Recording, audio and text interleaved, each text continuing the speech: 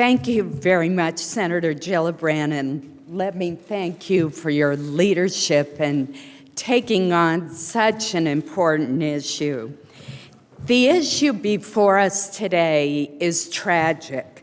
It is tragic not because of the nature of wars or because of the traditions under which the military operates.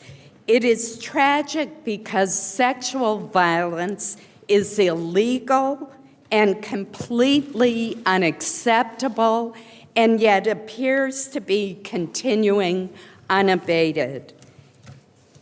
Kirsten has already given you the sobering statistics. Let me add just a couple more in support of our bill.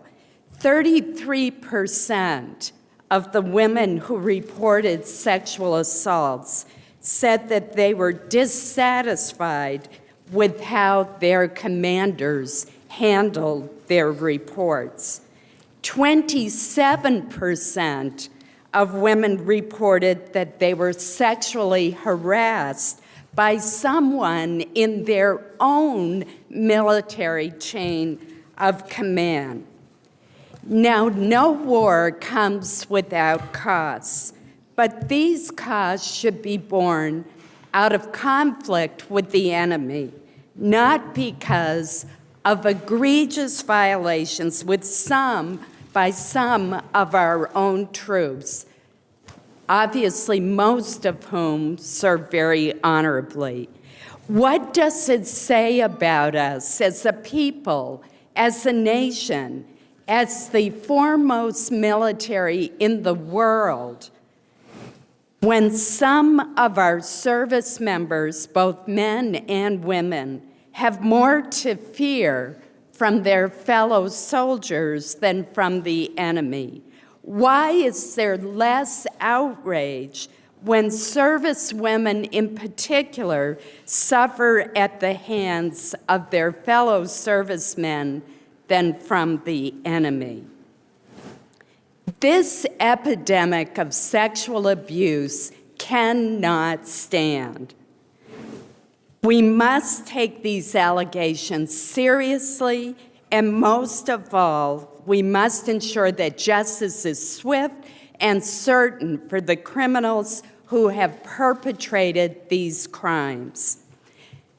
I would say to my colleagues and everyone here that most of these words are words that I spoke at a hearing before the Armed Services Committee 9 years ago, on February 25th, 2004.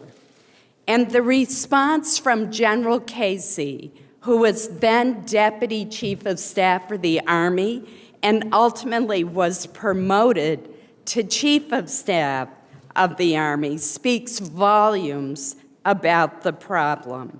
He said to me, "Senator, you mentioned in your opening statement the fact that our female soldiers may have more to fear from their fellow soldiers than they do from the enemy.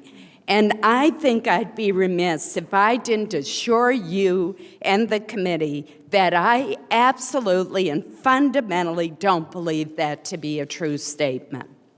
Well, no wonder we have made so little progress with that kind of denial of the problem.